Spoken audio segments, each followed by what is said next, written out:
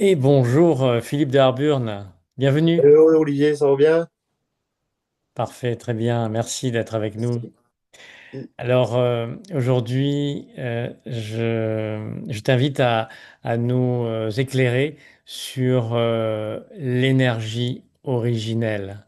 Aujourd'hui, comment tu pourrais la définir et comment on peut comment dire, la vivre dans nos vies, cette énergie? Comment on pourrait la Ok. vivre? Voilà. Bon, déjà, ce qu'on pourrait dire, c'est que dans la spiritualité, souvent on dit il faut qu'on descende le haut en bas. On entend souvent ça. Ce que ça veut dire, en fin de compte, ça veut dire qu'il faut descendre la conscience originelle, ben, c'est-à-dire l'énergie originelle dans la matière. C'est-à-dire l'énergie libre dans la matière, dans un corps physique qui est capable de exprimer la vibration originelle dans la matière. Donc l'énergie originelle, c'est notre conscience nettoyée de toute forme et de toute mémoire. Mhm. C'est vide. Il n'y a, pas de- y a pas de couleur. Et c'est noir, si tu veux, et blanc à la fois. Mhm. Tu as tout et rien à la fois. Tu as un commencement et tu n'as pas de fin. Tu n'as pas de commencement ni de fin, je veux dire, etc. Et puis l'énergie là, c'est notre conscience pure à l'état originel. Puis c'est à partir de là que ça a commencé à créer des atomes. Donc il y a plusieurs sortes d'atomes. Il y a l'atome originel qui part du plan originel de l'esprit originel. Mais après, l'atome là, il se diffracte dans les autres plans pour devenir plus lourd, on va dire, ou Danse. plus gros, ouais, voilà, plus dense. Donc, plus Mhm. on monte dans les plans subtils, plus l'atome est fin et plus. Parce qu'il y a des électrons et des protons qui tournent autour de l'atome. Et plus on monte dans l'origine, plus les protons et les électrons, il y en a plus, et plus ça va plus vite que les autres. Ça tourne plus vite. Alors, c'est pour ça que quand l'atome originel est intégré dans un être, puis que les rayonnements de l'atome là se posent ou touchent, etc., ou quelqu'un capte ça, automatiquement, ça transforme les autres atomes des plans inférieurs à la même vitesse que l'atome originel. Donc, c'est pour ça que quand on est dans l'atome originel, dans la conscience originelle, on est plus rapide que les mondes inférieurs. Donc, on est capable de voir tous les jeux, de comprendre tout. Parce que l'atome originel, c'est lui qui a créé tout ce qui est en dessous. Donc, tu es obligé que quand tu as le contrôle de cet atome-là, de tout comprendre ce qui est en dessous, de comprendre de toutes les formes. Voilà, Mhm. c'est ça, en fait. Alors, du coup, dès lors on arrive à intégrer cette énergie originelle, hein, puisque en fait, quand on parle d'énergie, c'est un conglomérat d'atomes, hein, ok, en fusion. Ok. Mhm.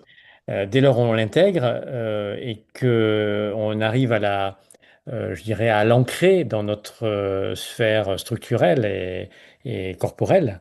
En fait, toutes les substances dites nuisibles, je ne sais pas moi, pesticides, Mhm. médicaments, etc. Enfin, quand je dis médicaments, parce que il y a des médicaments qui pourraient permettre au corps de mieux fonctionner, mais qui détruisent d'un autre côté. Mais bon, toute substance qui aurait tendance à nuire et donc à causer de la maladie, des cancers, etc. Par l'intégration de cette énergie, on Mhm. arrive à ce que toutes ces substances n'aient pas d'impact sur le corps finalement. Mhm.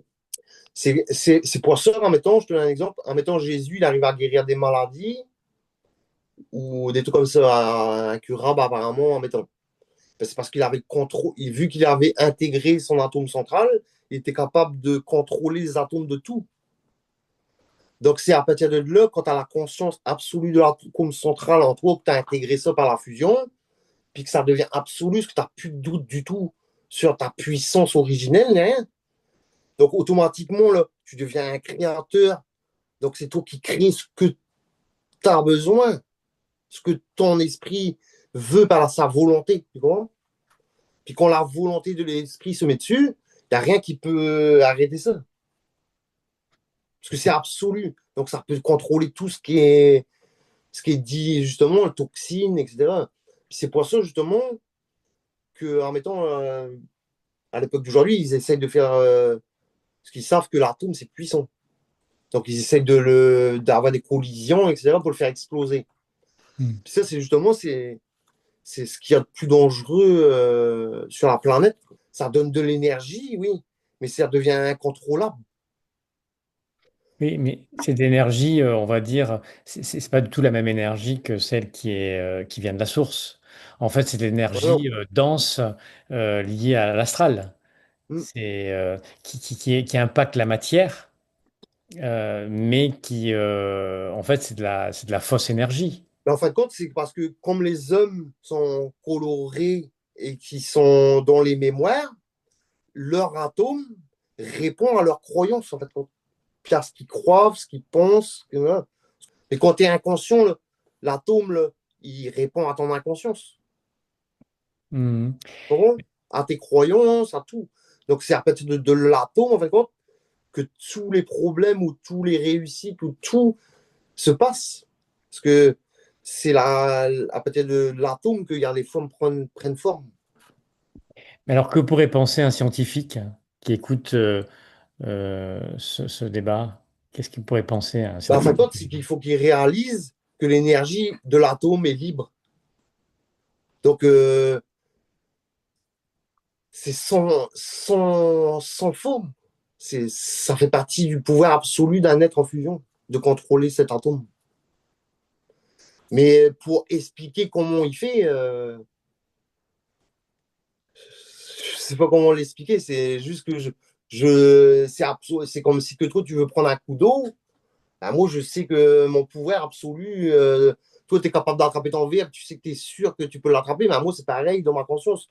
Je suis sûr que moi, je peux, mais je peux pas démontrer ça scientifiquement, peut-être après avec des tests sur le corps, sur la matière, en mettant, voir si je pense que je guéris quelqu'un, voir ce que ça fait sur ses molécules. Peut-être comme ça qu'on peut voir. Mais ben, si on prend un exemple, voilà, si on prend l'exemple de la cigarette, donc toi tu es un fumeur, Mhm. je dis pas occasionnel, mais tu as à plusieurs reprises arrêté, hein, donc tu as fait le test d'arrêter, voir quel était l'impact sur la santé, et aujourd'hui tu as quand même quelques conclusions qui sont liées justement avec cette notion d'atome originel. Ouais, voilà. C'est parce qu'au bout d'un moment, enfin, quand tu deviens Dieu dans la matière, on va dire, tu deviens un Dieu dans la matière, donc tu n'as pas de doute sur ta puissance de création, sur ta puissance de pensée, sur t'as plus de croyances ni rien, donc tu es en contrôle absolu de tout ça. C'est Donc, pas un effort ou des croyances, quoi. Et donc, ça voudrait dire qu'aujourd'hui, tu vas surpasser quelconque maladie liée au tabagisme, Mhm. puisqu'en fait, le Mais fait après, d'intégrer.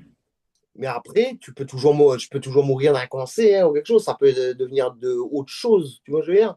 Il faut pas non plus associer obligatoirement la maladie à une toxine. Hmm. Ça peut venir de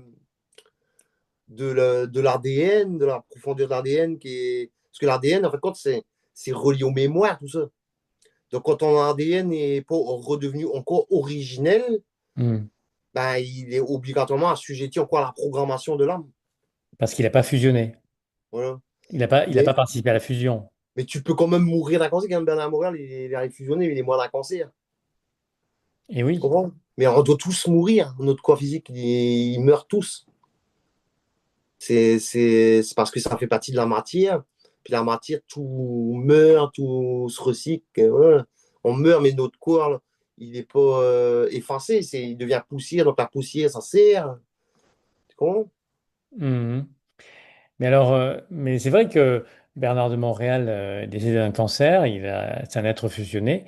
On aurait pu penser que le fait d'avoir intégré l'énergie originelle, il aurait pu bah, justement, alors je dis pas guérir, mais euh, Et après, ça dépend aussi, parce qu'il y a des êtres qui n'ont pas envie. Parce que quand tu arrives justement dans l'état de fusion totale, en même temps, c'était- c'est quand même difficile de vivre sur la planète après. Parce que tu as un savoir que tu dois supporter, porter sur tes épaules, puis que tu peux pas dire ça à tout le monde. Donc c'est comme un poids. Parce que toi, tu vois tous les autres qui souffrent. Alors que la souffrance, ça ne devrait même pas exister. Hmm. Ouais. Donc quand tu es dans ton esprit, tu devrais plus souffrir, tu devrais avoir toujours des solutions, tu devrais toujours être en conscience de ce que tu dis aux autres. Voilà, tu es, là pour stabiliser en fait la civilisation quand tu es dans ton esprit. T'es pas là pour faut troubler les gens. Oui, mais c'est ce que tu fais et c'est ce que Bernard de Montréal aussi a fait, a proposé. Il a fait énormément de Et ça, conférences. c'est pas quelque chose qu'on est obligé. Ça fait partie de l'amour pour l'homme. Puis quand toi, tu as souffert avant en étant un homme normal, puis que tu as vraiment compris la porte de sortie de la souffrance, bah, automatiquement, c'est comme une volonté de présenter ça au monde, mais sans attente de résultat. Que sinon, c'est encore, tu vas polariser, c'est dans des attentes. Hmm. Mais ne serais-tu pas la réincarnation de Bernard de Montréal? Non, non. Mais en fin de compte, l'esprit originel, c'est le même esprit qui a rentré dans Bernard de Montréal que dans moi, que dans Jésus, que dans tous les êtres, en fin de compte. Oui. Mais alors comment justement aborder cette notion de réincarnation, puisque allez, peu importe qui tu étais dans une ancienne vie, puisque forcément, et pour moi c'est la même chose. Mais comment justement, si tu devais être, je pense, dans une ancienne vie, en initiation solaire, j'imagine, ton évolution, mais peu importe ton identité en fait. Parce que des fois, on veut toujours savoir, dans les En fin anciennes de vies, compte, pour expliquer, mais en fait, quand on fusionne, on n'a plus besoin d'expliquer que tu étais François Ier ah, tu t'en fous complètement, en fait, parce que tu n'as plus du tout de valeur de la forme et du temps. C'est en fait quoi, ça a servi juste pour l'illusion, pour t'emmener dans ton esprit. Mais une fois que tu es dans ton esprit, tu n'as plus de valeur du tout, ce que tu as été un tueur, un violeur, ou un prince, ou n'importe quoi. Tu t'en fous. Puis en plus, l'astral, il va jouer avec ça. Parce que quand les gens sont spirituels, mettons, ben, ils vont croire à toute leur vie, leur incarnation, puis les entités vont leur faire croire ils ont été ci, ils ont été ça, qu'il faut réparer ça, qu'il faut réparer ci. Je veux dire, donc là, tu es assujetti à l'astral, puis tu es dans un cercle qui t'enferme, en fait. Mhm. Mais en fait, il y a pas des il faut. Il y a pas en fait des il faut, puisqu'il y a pas de règles, comme on a dit sur d'autres capsules. Hein. Il y a pas de formation particulière. L'état de fusion et quand on parle de l'état de fusion, c'est cette intégration d'énergie originelle. Euh, En fait, elle est quand, quand l'esprit affirme que c'est vraiment le moment de pouvoir fusionner. En fait, ça vient pas de toi. En fait, Oui, ça ne peut pas venir de l'ego, en fait, ni non. de l'âme. En fait, Même c'est si l'esprit les qui. gros, même si les gros croient qu'il a le libre arbitre, comme moi, mettons, quand j'ai fusionné, si tu veux, ben, je savais pas que j'allais fusionner ni rien. Mais je veux dire que je priais Dieu, je voulais être pur, je voulais plus avoir de sexe, que je pensais que tout ça, c'est des croyances. Ben, comme mon esprit, vu que je croyais que si j'arrêtais tout ça, j'allais voir Dieu, ben, quand j'ai arrêté tout ça, il m'a fait montrer Dieu. Façon de parler, Dieu. Et c'est mon double éthérique. Donc, ça te fait montrer, en fait, compte que c'est toi. Hmm. C'est toi. C'est toi la lumière, c'est toi le Dieu, c'est toi que tu priais, c'est toi machin. Puis comme Oui. tu es diffracté, ben, l'esprit, c'est que tu as besoin de support. Bon, ben, si tu as besoin d'un Dieu, il va t'en créer un. Hmm. Et tout nous T'as pas le revient. choix, il monte. Oui, tout revient à cette prise de conscience, en fait. Il y a juste en fait, une ou des prises de conscience Ouais, successives voilà. qui permettent de travailler justement sur cette fusion, en Ouais. fait. Il y a- il Puis y de a- l'expérience aussi, qu'au fur et à mesure quand on a des prises de conscience, après on les vit dans l'expérience pour que ça s'intègre. Mais l'expérience, on va dire, en conscience. Oui. L'expérience en conscience, c'est de dire, eh bien, si elle est saupoudrée de pensée, de se dire, ben, la pensée vient d'ailleurs. Si elle est saupoudrée d'émotions, eh bien non, l'émotion, ben, il faut qu'elle soit plutôt à point zéro. L'idée, c'est de, voilà, d'avoir cette présence, je dis bien de présence dans l'instant qui fait qu'on a beaucoup plus de chances de travailler, enfin de travailler, d'atteindre cette notion de fusion, ce En principe de fait, quand fusion. c'est déjà quand on ressent, parce qu'on ressent où est notre présence, où on met notre intention. Puis en général, notre énergie, ça doit être concentré dans le cerveau quand même. Assez dans le cerveau. Puis ça, ce que ça fait, c'est que ça aide à monter l'énergie. Puis c'est ça qui fait circuler l'énergie dans le corps. Mais en général, quand les gens sont dans les premiers chakras, si tu veux, leur conscience est plus basée dans la survie, en mettant dans le matériel, ils croient qu'il n'y a que ça. C'est parce qu'en fait, quand les chakras supérieurs ne sont pas encore développés, donc ils n'ont pas conscience qu'il y a des trucs subtils au début. C'est au fur et à mesure des événements, des expériences, des vies, etc.